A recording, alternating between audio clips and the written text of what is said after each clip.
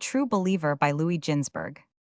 Once Abraham went into the temple of the idols in his father's house to bring sacrifices to them, and he found one of them, Marumath by name, hewn out of stone, lying prostrate on his face before the iron god of Nahor. The idol was too heavy for him to raise it alone, and he called his father to help him put Marumath back in his place.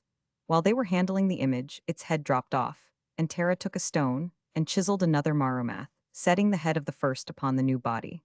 Then Terah continued and made 5 more gods, and all these he delivered to Abraham, and bade him sell them in the streets of the city. Abraham saddled his mule, and went to the inn where merchants from Fandana in Syria put up on their way to Egypt. He hoped to dispose of his wares there. When he reached the inn, one of the camels belonging to the merchants belched, and the sound frightened his mule so that it ran off pell-mell and broke 3 of the idols. The merchants not only bought the 2 sound idols from him, they also gave him the price of the broken ones, for Abraham had told them how distressed he was to appear before his father with less money than he had expected to receive for his handiwork.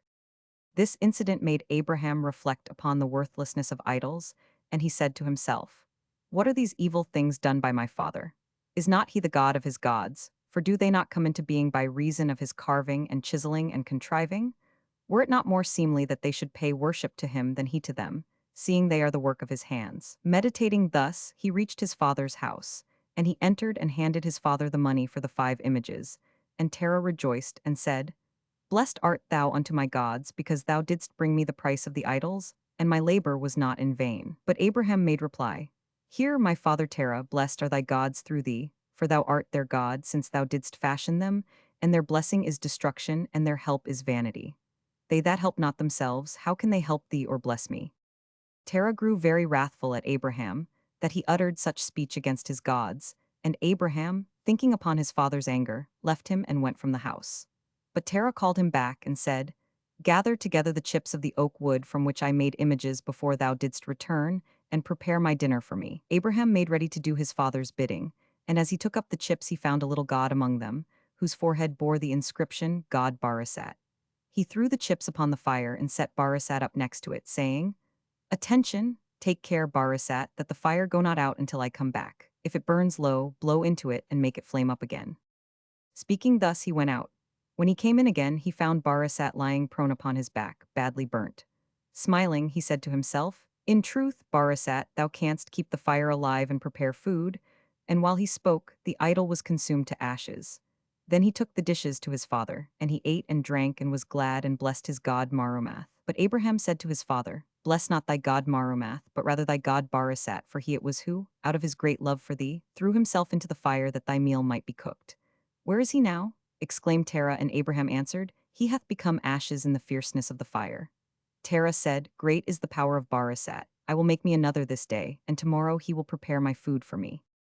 These words of his father made Abraham laugh in his mind, but his soul was grieved at his obduracy, and he proceeded to make clear his views upon the idols, saying, "Father, no matter which of the 2 idols thou blessest, thy behavior is senseless, for the images that stand in the holy temple are more to be worshipped than thine.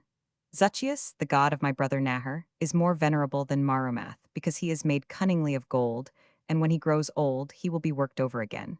But when thy Marumath becomes dim, or is shivered in pieces, he will not be renewed, for he is of stone. And the god Joab, who stands above the other gods with Zuchius, is more venerable than Barasat, made of wood, because he is hammered out of silver, and ornamented by men, to show his magnificence. But thy Barasat, before thou didst fashion him into a god with thy axe, was rooted in the earth, standing there great and wonderful, with the glory of branches and blossoms.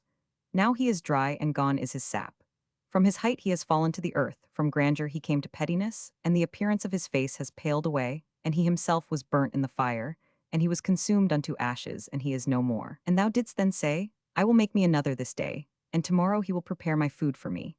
Father, Abraham continued and said, the fire is more to be worshipped than thy gods of gold and silver and wood and stone, because it consumes them. But also the fire I call not God, because it is subject to the water which quenches it. But also the water I call not God, because it is sucked up by the earth, and I call the earth more venerable, because it conquers the water. But also the earth I call not God, because it is dried out by the sun, and I call the sun more venerable than the earth, because he illumines the whole world with his rays. But also the sun I call not God, because his light is obscured when darkness cometh up. Nor do I call the moon and the stars gods, because their light, too, is extinguished when their time to shine is past. But hearken unto this, my father Terra, which I will declare unto thee, the God who hath created all things. He is the true God, he hath empurpled the heavens, and gilded the sun, and given radiance to the moon and also the stars.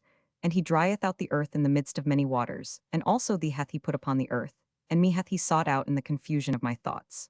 49.